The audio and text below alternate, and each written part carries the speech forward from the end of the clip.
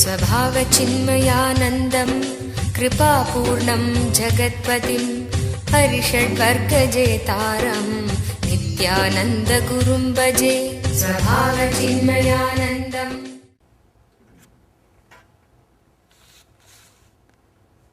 When vividly aware through some particular sense, keep in the awareness. First sutra, understand? He says, you are inside your body. Constantly you are seeing, touching, hearing, smelling, tasting through the body. He says, just be intensely aware when you do that activities.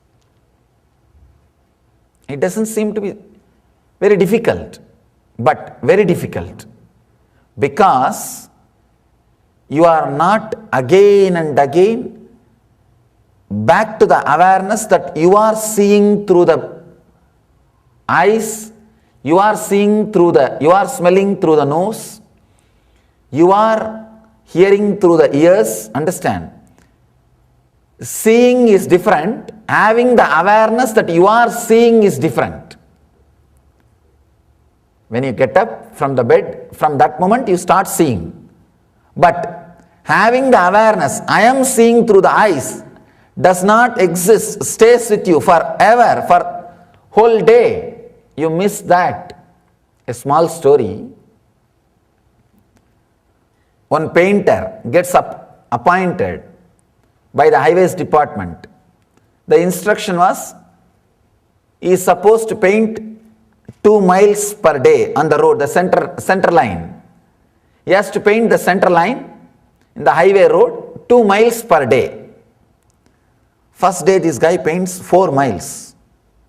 Officer was very happy. Oh, nice. Second day he paints only 2 miles. Officer says, okay, this is what we expected, even this is okay. Third day, this guy paints only 1 mile. Officer was puzzled. He asked, what happened to you? Why only 1 mile? The guy says, no, I have become further and further away from my bucket.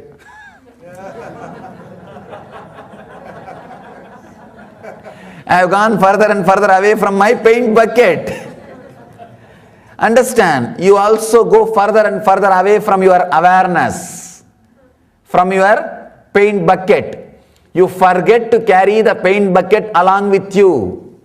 You come back, go back, you come back and go back, and you forget your paint bucket can be carried with you. When you are living your whole day, you forget, you can come back to this moment and refresh yourself. You can relax from the whole day's load on you. The dust which is forcibly put on you during the whole day activity, you forget, you can relax from it. You don't have to come back, you don't have to go further and further away from the bucket. Every day you can take your bucket along with you. Remembering that you can take your bucket along with you is what I call meditating and cleaning yourself, getting back to the center again, getting back to the fresh new space again, so that you can start the life. Whoever misses that clarity of getting back to the center, only they carry the load and enter into depression. Blessed are those who can update themselves every day. Updating yourself is what I call meditation. Just sitting and deciding to unload and bringing the bucket closer to you, so that you don't have to run and run and run. Understand, we are also doing the same bucket drama. Before deciding even one simple decision, you run to the whole bucket. Before painting one strip, he runs to the bucket which is there in the other corner. Same way, before taking one decision about one person, you see the whole file about him for last 10 years. And you do not understand the bucket can be brought near. That person is transformed. There is every possibility you can think in a new way. Decisions can be done in a new way. Things can be looked in a very different way. You forget. Bucket is there. Every time you are running.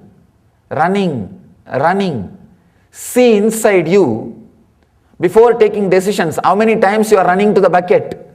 Sometime by the time you go to the bucket and dip your brush and come back, the brush is dried. And you again run without even touching the ground.